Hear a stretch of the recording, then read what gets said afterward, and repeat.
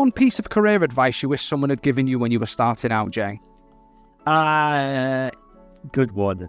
Other than buy Apple stock, which, would have made life a lot easier, generally speaking. One of the things that I've really found over the course of my career is not just that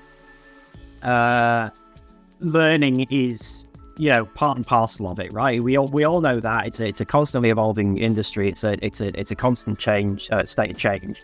So learning is key, certainly. But I think one of the things that has struck me, I've had quite a varied career, right? I've worked for myself. I've done big companies. I've done small companies. I've done hardware. I've done software. I've done games. I've done, corporate stuff.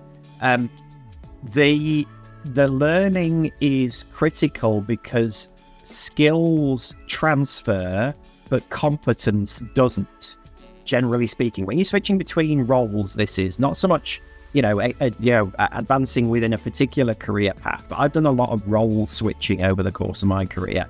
And it's much more beneficial to concentrate on skill generalization when you're doing a lot of that than necessarily deep competence. It's not that I'm not, perfectly capable of holding my own in a conversation with a lot of this stuff that I do, but the competence doesn't always translate between roles, right? From hardware to software, from individual contributor to management, even from manager to director. There's a huge variance in the expectation of the competencies in those various disciplines, and it's the skills are always useful. Building up that foundational skill base in your own knowledge base is always useful, but competence almost always has to be relearned every single time, because every single role is different.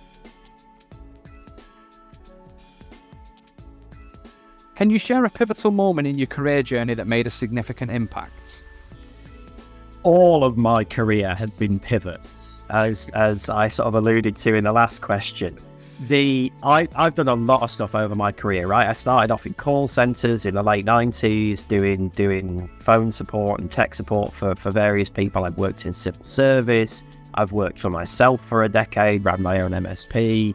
I've the last 15, 20 years I've worked in big corporates, Electronic Arts and now Okta, of course. But even across that, I've worked in games, I've worked in IoT, I'm now in, enterprise software. Every single, not quite, but more or less every single job change has been a pivot. So it's those pivotal moments that are actually been the pivotal moments in my career, which is, it's a bit trite, but a lot of it's been learning from failure. Yeah. Certainly have been those pivotal moments within those roles.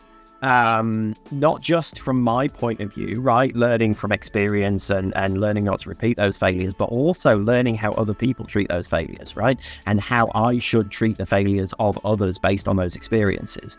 I've been very lucky. I've made some big mistakes in my time, and I've always been treated with, compassion and understanding, and I've been very lucky to have the blame game not being played very often against me in those kind of situations. So I learn from those things, right? I take that and I go, right, I've been treated well.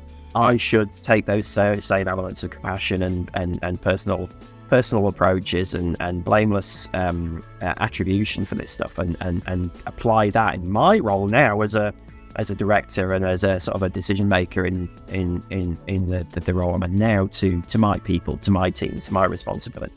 Yeah, absolutely. It's those personal experiences that you then live into your leadership style as well. Really helps. What shapes us? If you don't learn from those things and apply both the good and the bad in a positive way to the way you approach the role, the advancement and the roles that you take, then you're learning nothing. You're not making good use of those experiences. The other sort of pivotal piece is the actual pivots. Take those opportunity to pivot. Careers are not straight lines. It can be, don't get me wrong. If you want to be a Java developer for 30 years, knock yourself out.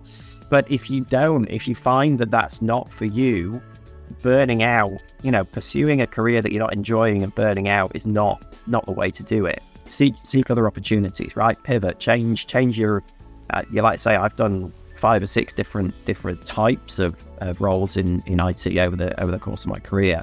And every single time it's been a learning experience, it's been a change of pace, it's been a change, an increase in the interest in what I'm doing as well.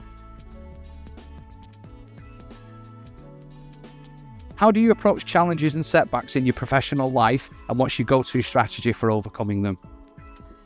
I have 2 strategies, in fact, for that. I like to say, I've had a few challenges over the course of my life. I've always approached them as learning experiences rather than setbacks. I think that's a key thing. Yeah. But the actual strategy I've taken for pretty much everything I do is a combination of